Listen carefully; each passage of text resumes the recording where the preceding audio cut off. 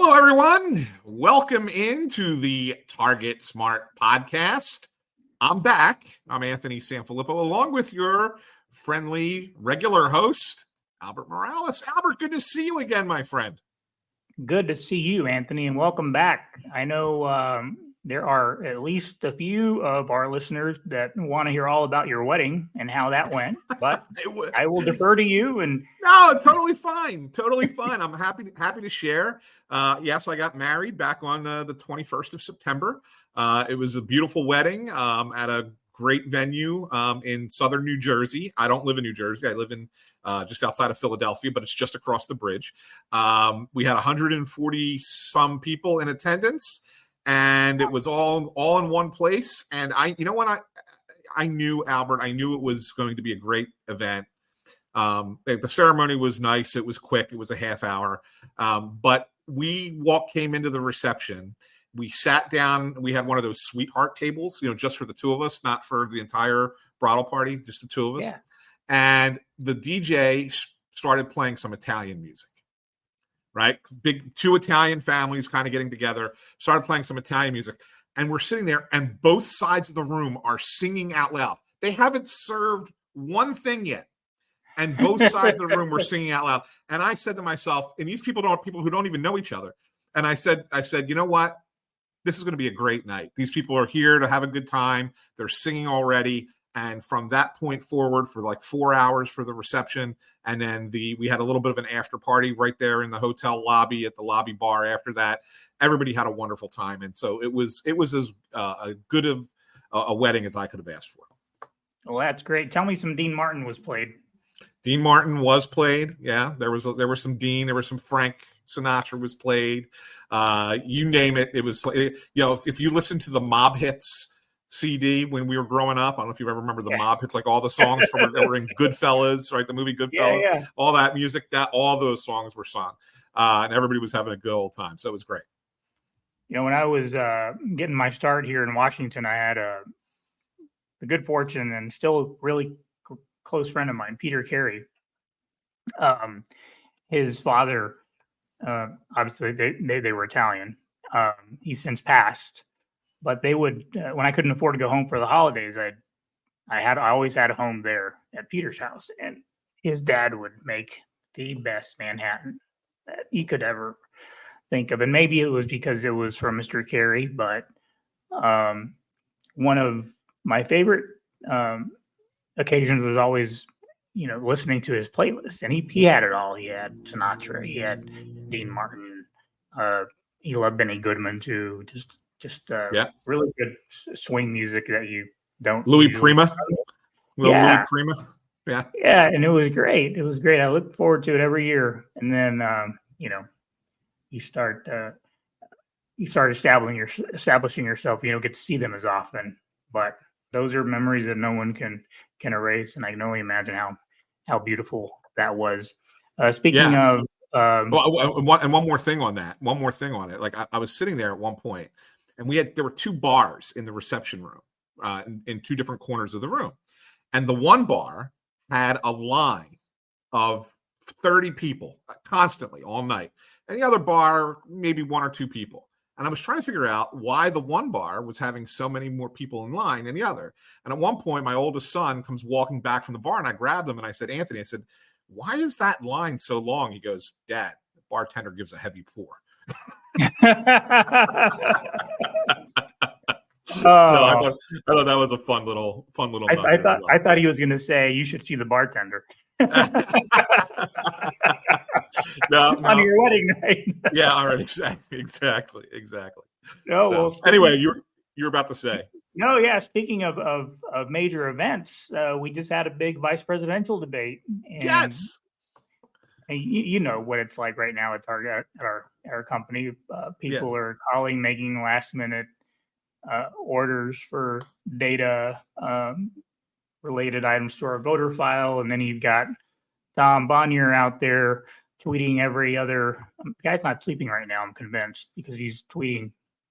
Seems like on all time zones. The latest voter registration trends that we're seeing in various states. A lot of these states aren't even in play for us, but it's fun to watch. It's getting very exciting. And that debate, I don't want to say it was a nothing burger, but I think if the goal was to do no harm, as many were saying leading up to the debate, I think that was mission accomplished. A lot of half truths and bald faced lies, compliments of JD Vance, but we can dissect that later. What do you think of the? I'll set it up first this way. And first, I want to say this about Tom Bonnier. If I didn't know Tom as well as I know Tom, I would say that, he probably just schedules those tweets and they'd go out whenever they go out. But I know Tom, and he's really into this, and he's probably up at all hours tweeting like a madman the way he is. So I will say that's certainly Tom, and he's awesome, and he's a great follow on Twitter. If you don't follow Tom on Twitter, you should follow Tom Bonnier on Twitter. As for the debate, Albert, I think that just in general, vice presidential debates don't move the needle, like in general. So when you say it was, it was a nothing burger, okay, just, don't do anything stupid. Well, I don't think that anything stupid happened, right? I felt like it was almost a little bit too much of a, sit around the campfire debate policy kind of thing. It was very old school in that regard. I know some people hated it. Everybody wanted there to be everybody tunes in now because we're of a generation that you want to see people go at each other a little bit more. And this was just kind of like an old fireside chat policy discussion between two people who have differing viewpoints. And I actually thought it was enjoyable to watch in a lot of ways. You know what I mean? Like it was just a relief to not have the, here comes the name calling. Here comes the BS. Like, I mean, yeah, there was some BS, of course, but it was much more tempered. And I was like, this is much more of what I want to tune in for when I watch a debate than what we normally get. Well, I walked away. The first impression I had of Governor Walz was, if you asked me to describe it in one word, it was relatable. He reminded me of, all of I come from a blue collar family. It was my blue collar uncles wearing a suit and not feeling very comfortable in the suit for an hour and a half, because it's just not who they are, right? They're, people who are the average American working every day. And I think there's a reason why they picked Coach Walz. I was listening to another podcast on the way into DC this morning when I listened to religiously. And they had the chairman of the Wisconsin Democratic Party on, Ben Winkler, and he brought up a really good point.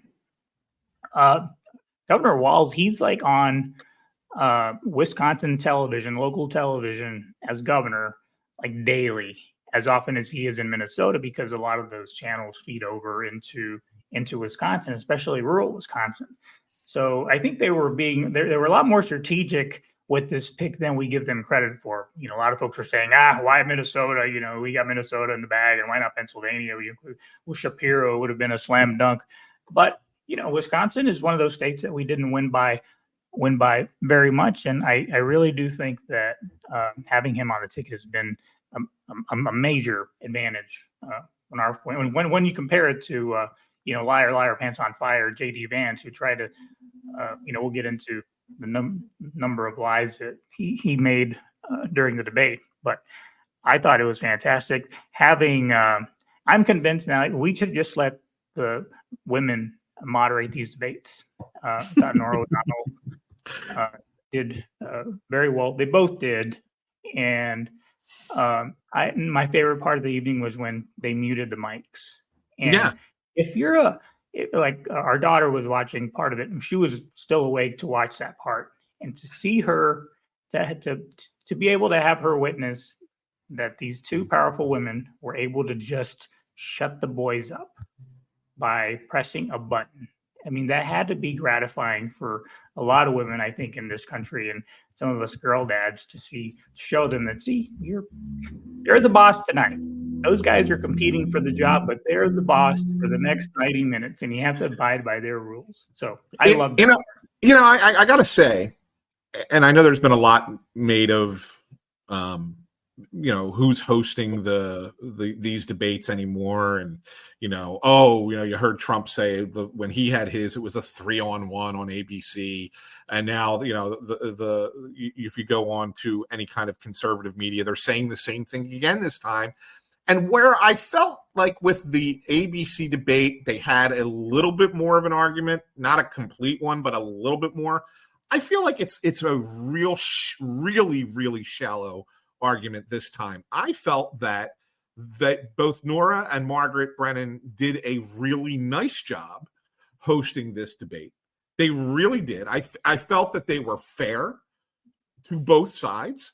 And when things got a little out of control, they moderated, because that's what their job is to do, right? That's what they're called. They're called moderators for a reason, because that's what their intention is. It's not just to ask the question and then sit back and listen. It's to moderate the event. And I felt that they moderated it when they had to. And when they didn't have to moderate, they let the candidates talk. And I think so we need to put to bed the whole notion of everything's always a bias. There sometimes is a bias. I don't say, I'm not going to sit here and make pretend that there's not sometimes. But in this instance, I felt that they played it as pretty straight down the middle as they could. Agreed. They did a great job. Agreed. I had a question for you on the audience.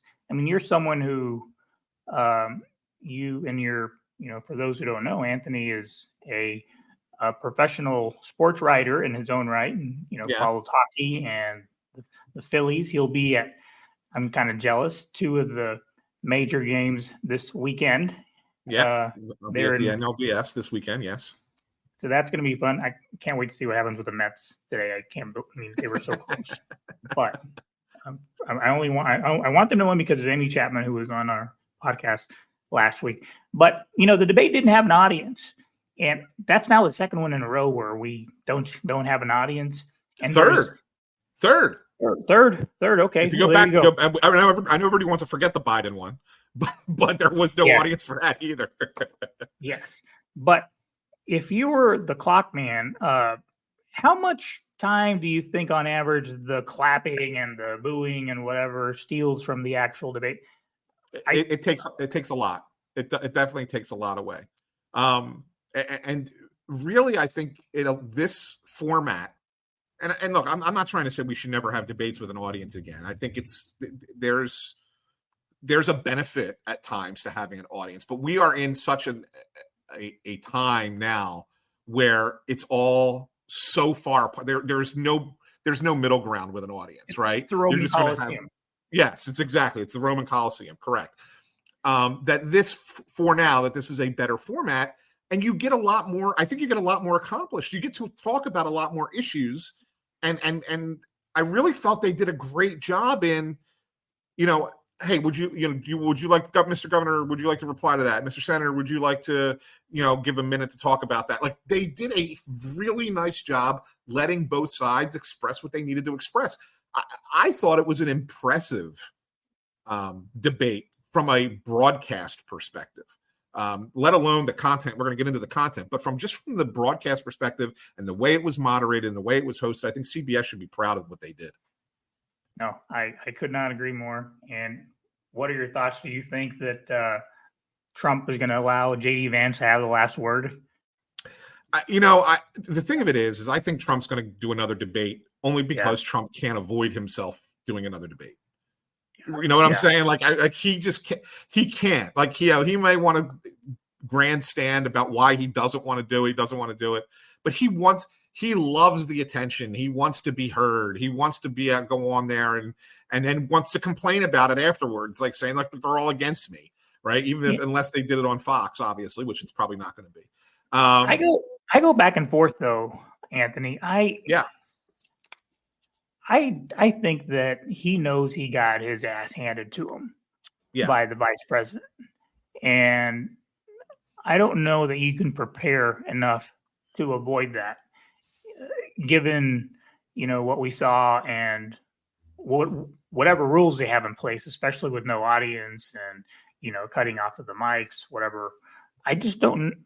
I don't think the mic thing benefits him at all because he's not able to talk over the moderators or the vice president. Yeah, but I think what he can do, and I think that his strategy would be maybe not his team's strategy, but his personal, because he doesn't listen to his advisors. He does whatever the heck he wants to do. But I think his personal strategy would be, I just need to go out there and be myself, and if it means belittling the opponent, belittling the other people, getting all his nicknames in, or whatever the nonsense he wants to do, he's going to do that because he feels like that's what got him elected in 2016, and so he's playing the same game plan again here 8 years later, even if it doesn't ultimately work. He didn't do that the last time. He tried to listen to what his advisors said, and he got his rear end handed to him by Vice President Harris. So I think he wants the opportunity to go out there and go out swinging, and it might be to go down to a baseless tone that he usually has, but he thinks that's what he does, and then that's what he does well in his mind, and I think that's what he's going to want to do, and that's why I think we will have one more debate. Well, we're supposed to be talking about the debate specifics, Anthony. So why don't we dive into? Obviously, we don't have time to cover the entire 90 minutes of the debate, but there were some, a lot of things. There are a lot of major events happening right now. Obviously, our thoughts and prayers are with the folks throughout the South who are still digging out of this just horrible hurricane. And I caught myself this week, somewhat complaining about too much, having to walk through the mud on my farm and get to point A to point B and just dragging. And I thought to myself, Albert, how selfish can we be at times? There are people right now that are literally probably clinging to some sort of structure, hoping to be found, for all we know. And I'm over here complaining about. So anyway, that said, a lot happening in the Middle East. With Iran lobbing hundreds of missiles into Israel. And that was one of the first questions that came up, if not the first question, because it coincided with the debate, that attack. Anyway, I think I do think the governor sees these things through a different prism, given his executive experience as a governor. JD Vance, of course, he's gonna. It's always predictable what they're going to say about the Israeli-Palestinian conflict, and in this case, it was obviously Iran. But how do you think that JD Vance performed on that question? So I think it's a tough topic for them to debate. Again, we knew, like you said, we knew where Vance was going to be coming in. And I think Governor Walz has a more interesting place that he has to come from. And the more interesting place he has to come from is that the U.S. government, including the current President, Vice President Harris, and our current administration, supports Israel's right to defend itself against foreign actors, but at the same time wants there to be peace over there.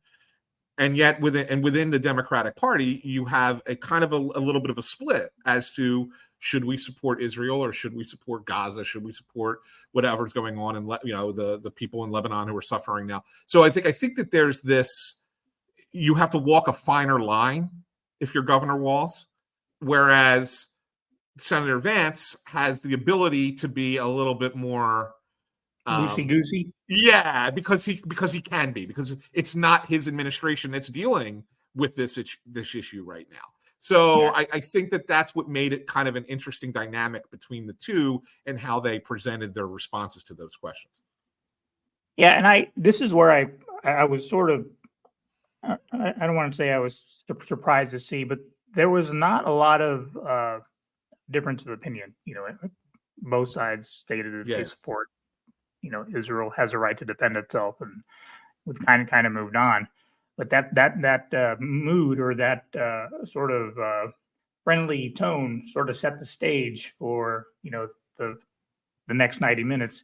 And then we got into I think, and the one other thing on this, Albert, and I don't mean to cut you off, but I think if when we're talking about what Governor Walz, his whole night, how it went, and when everybody says, well, it started off a little bit sluggish, a little bit uncomfortable, but he got better and found his footing, and he was much better as the night went on.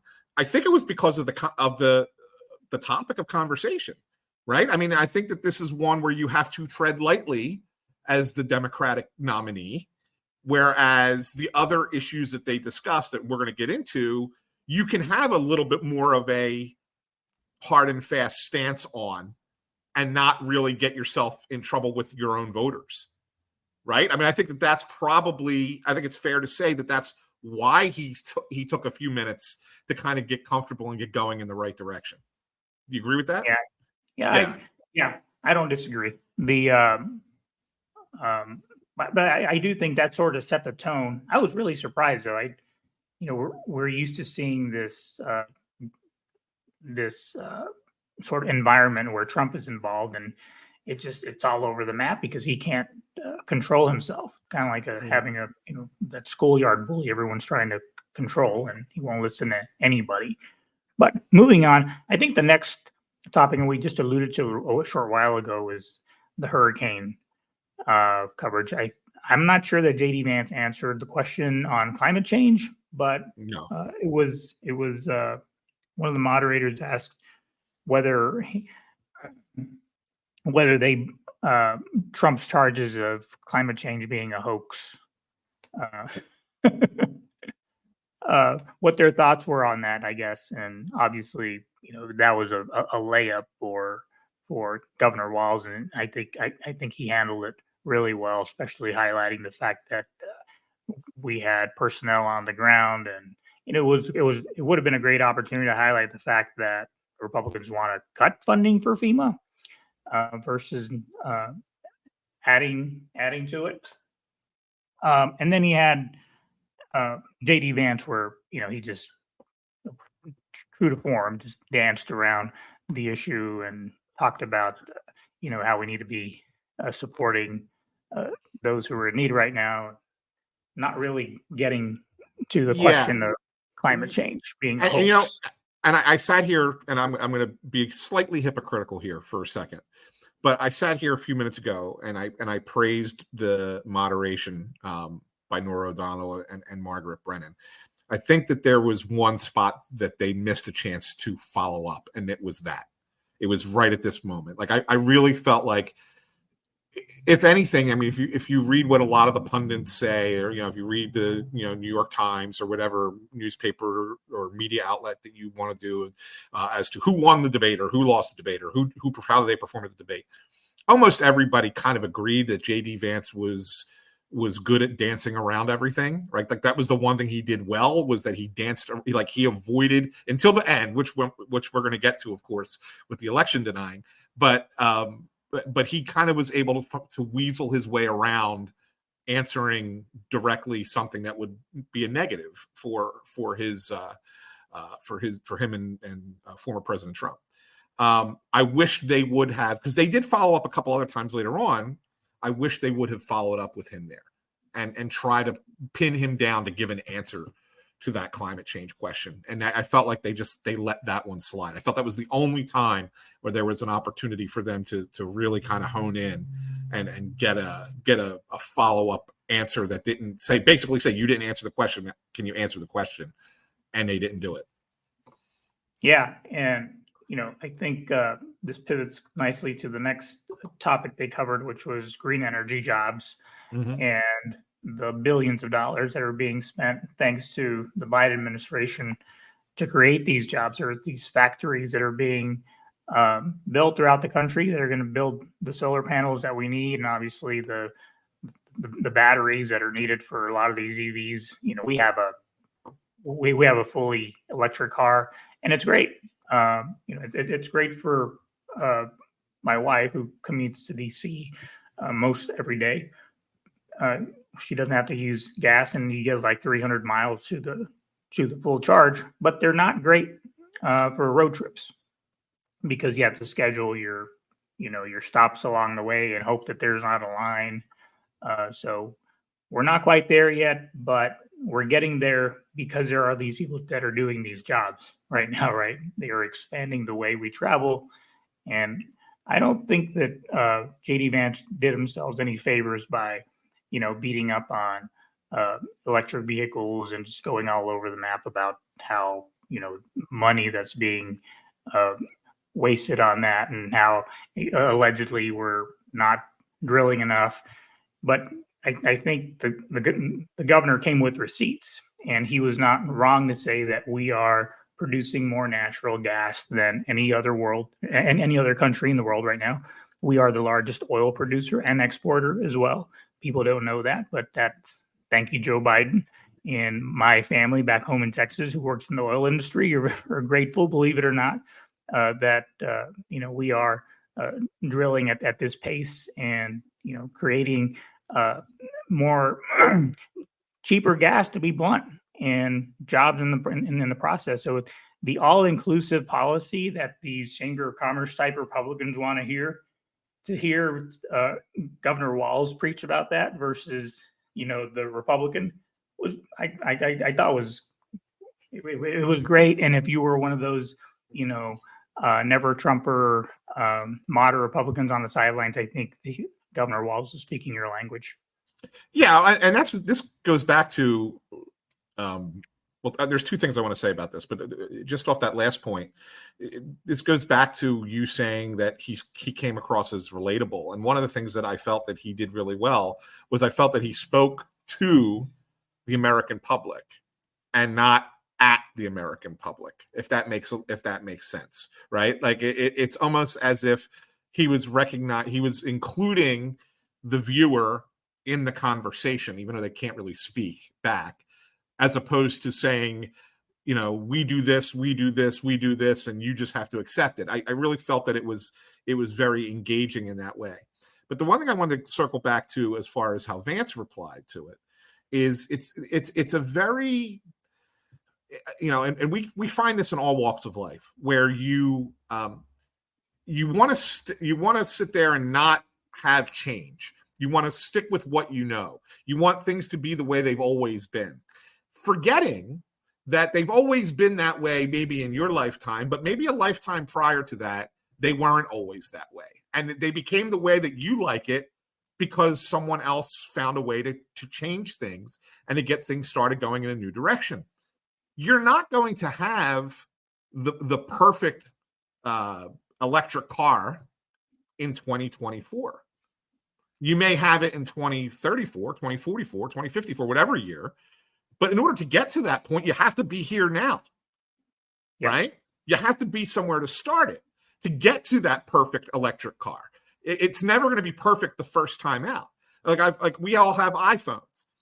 Compare our current iPhone to the original iPhone. That original iPhone today would be terrible. But the current iPhone is significantly better. And the reason is because you have to take baby steps along the way. And so to sit there and to kind of criticize, what you have in place right now, that's just the very beginnings of this, new version of an industrial revolution in a lot of ways.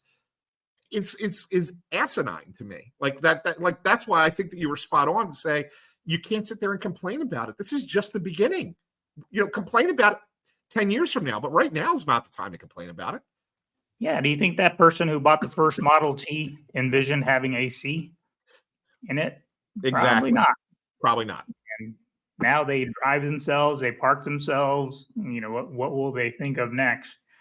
But moving on, this is where I thought it was going to get exciting when the topic of immigration finally came up. And I think the question was, it was posed to Vance first. And rightfully so, the question was posed, how are you going to achieve these mass deportations?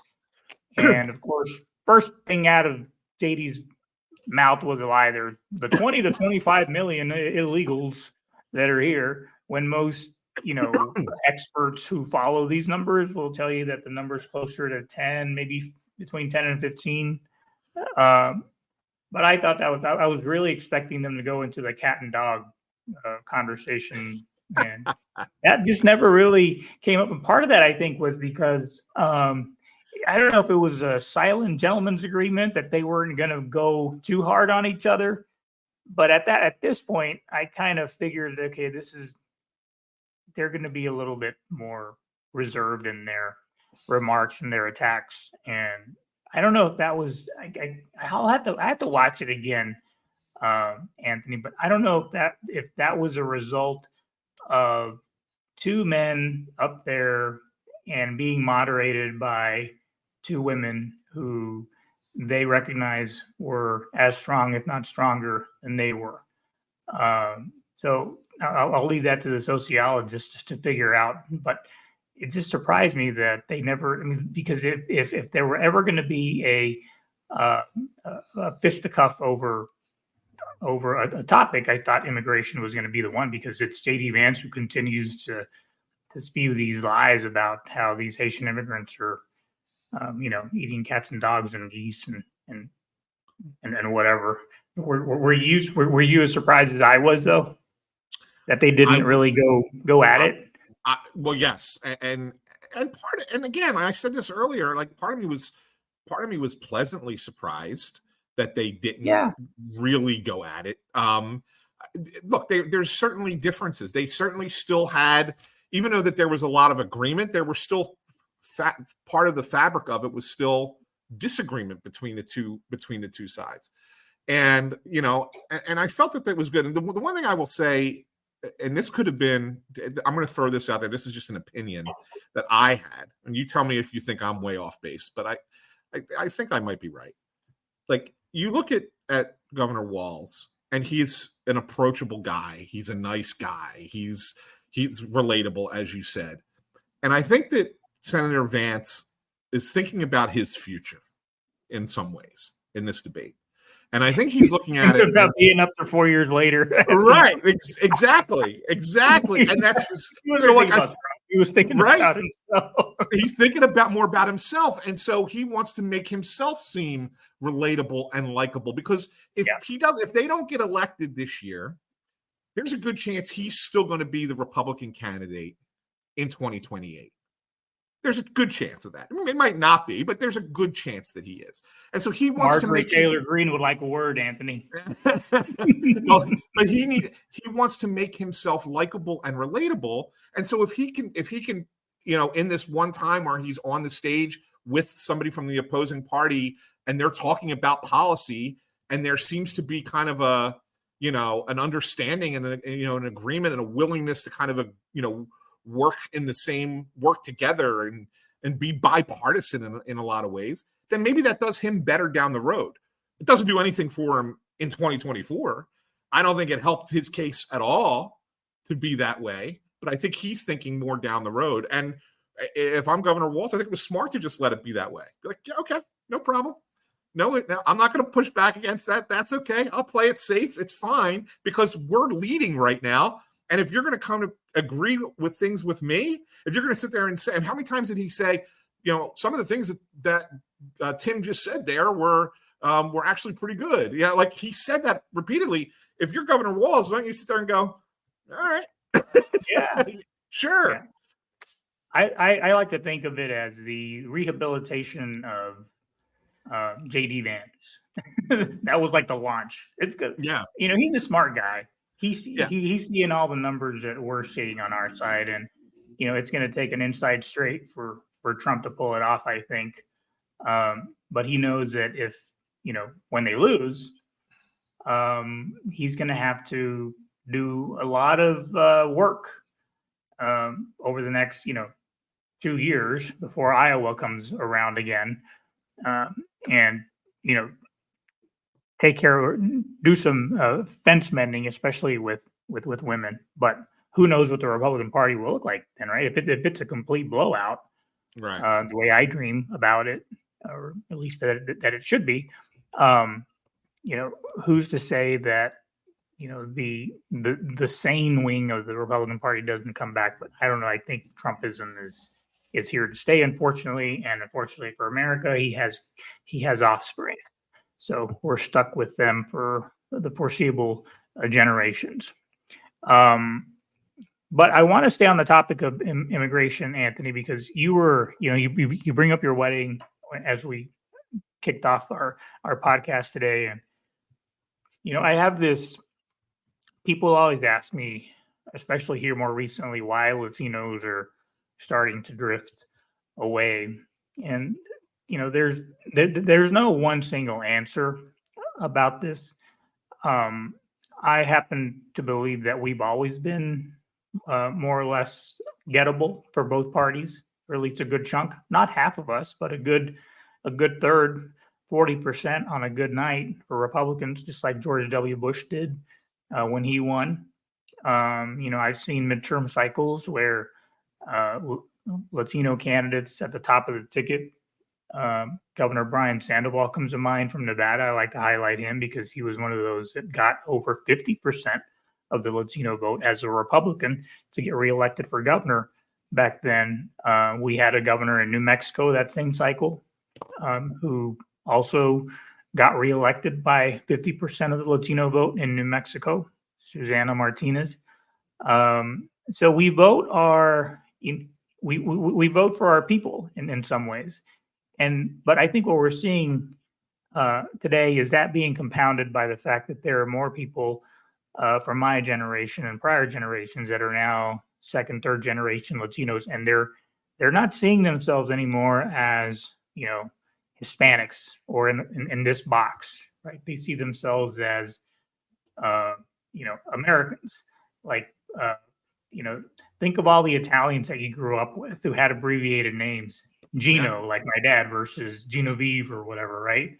They assimilated and they no longer identify as strongly with their community. So when, you have a Trump-like figure attacking us, it kind of doesn't stick as much as it would have some cycles ago. And then there's also those, my dad will tell you that when he got here and he was making his start in the construction business, he often at times he received more discrimination from his own people, the Chicanos that you hear about. They didn't like that people like my dad were coming in and taking these jobs, and frankly, in some cases, doing a better job and being promoted quicker than they were. And so there's some of that.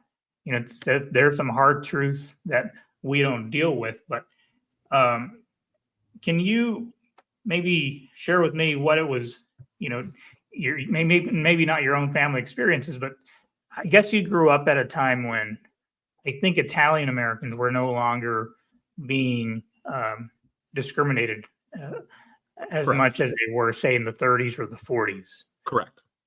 Yeah, I'll give you a great example of exactly what you were just talking about from my life.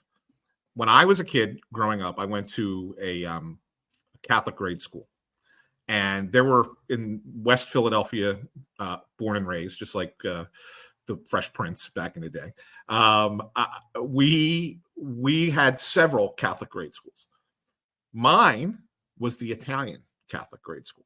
And when I say that, it wasn't just because our neighborhood was all Italians, but in the early 1980s, there was a requirement that at least one parent had to be of Italian descent for the child to go to that school.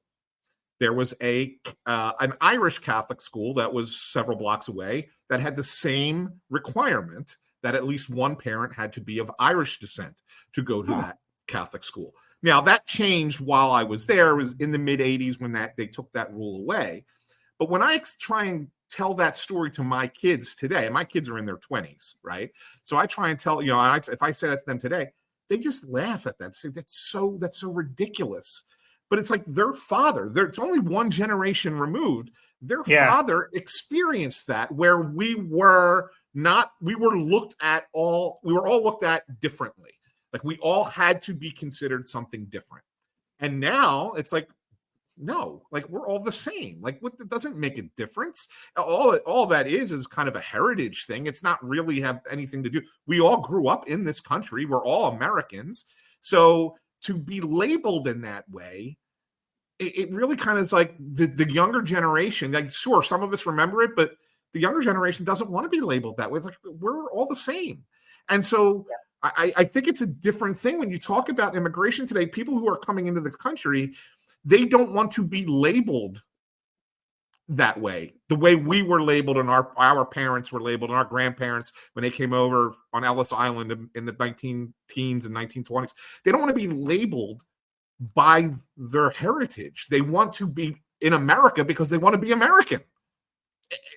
So I think it's a different kind of immigrant that comes into the country today than it was even 30, 40 years ago. So like we need to get past that line of thinking. And I think eventually we will, but right now we're kind of in that converse where there's still a split and that makes it harder.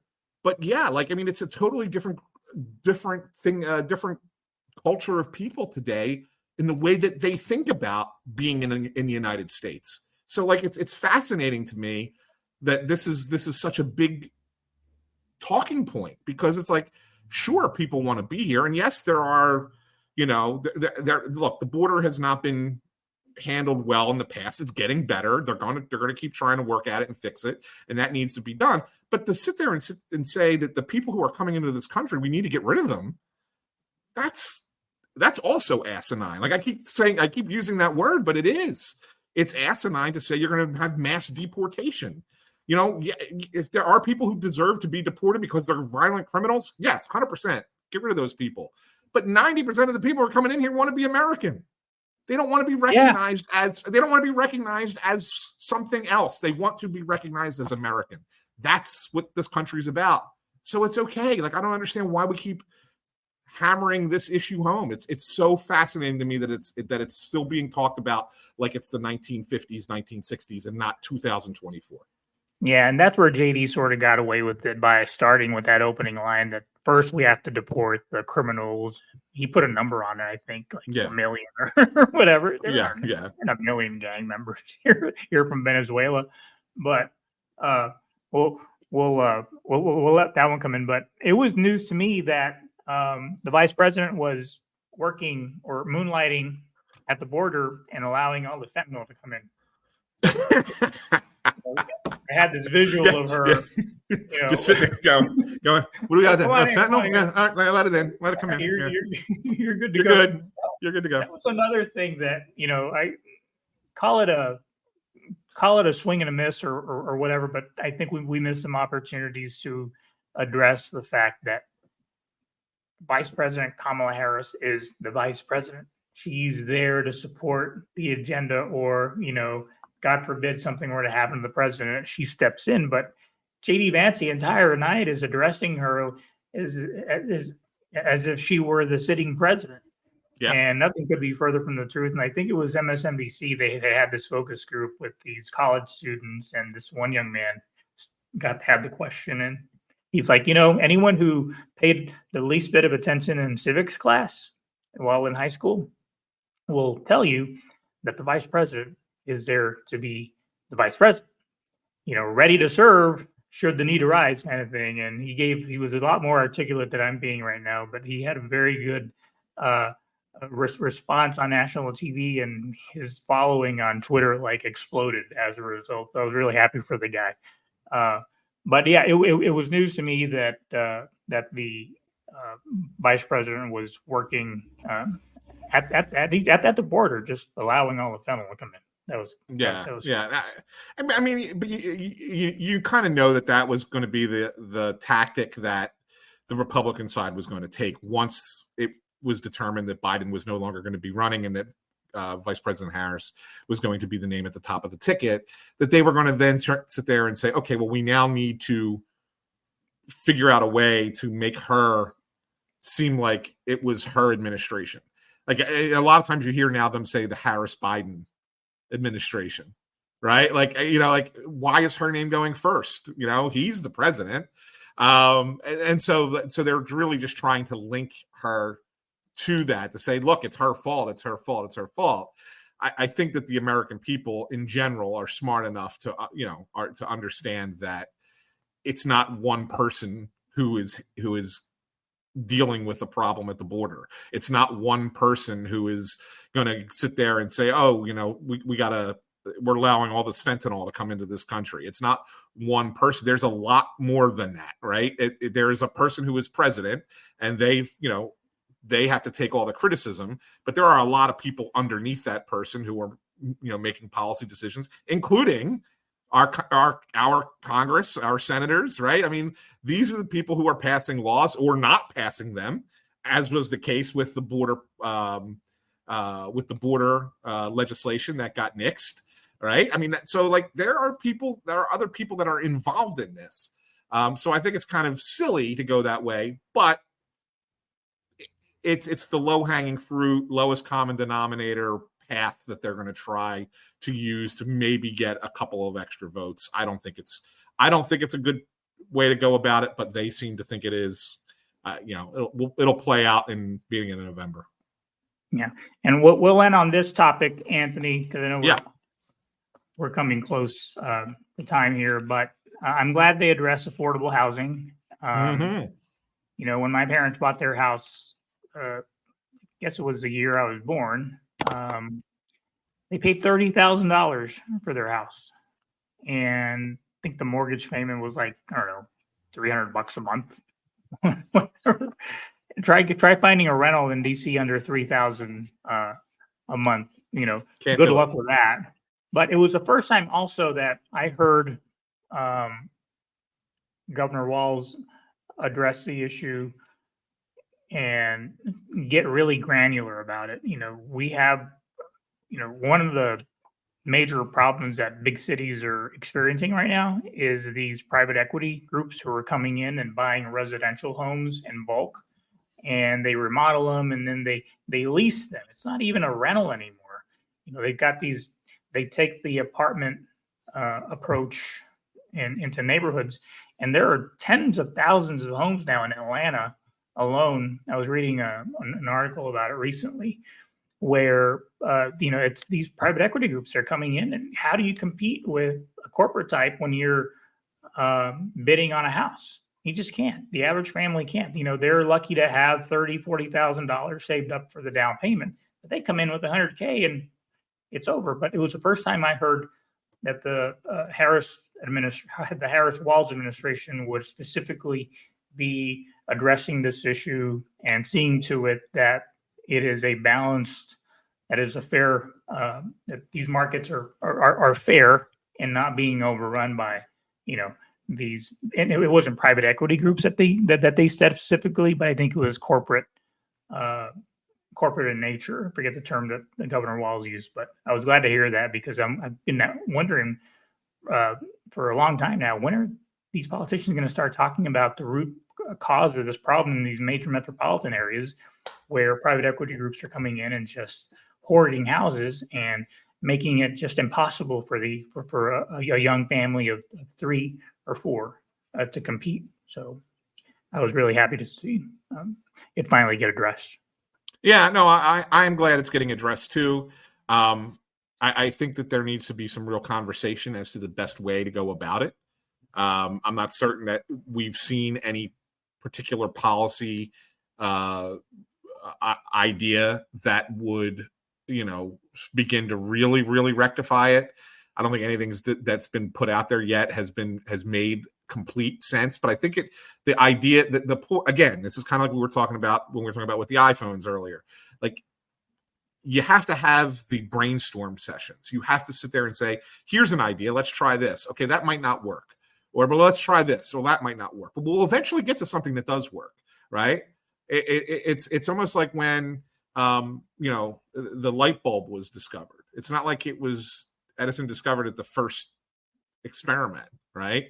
He found like 950,000 ways to not make a light bulb, but then he eventually found the right way to do it. And then we had electricity and we had power like that, right? So I think that it's the same concept here. We may not have the right answer right now. There are things we need to try, and I think that it's worth trying. And if it doesn't work, then you try something else, and you keep trying until you find the right answer.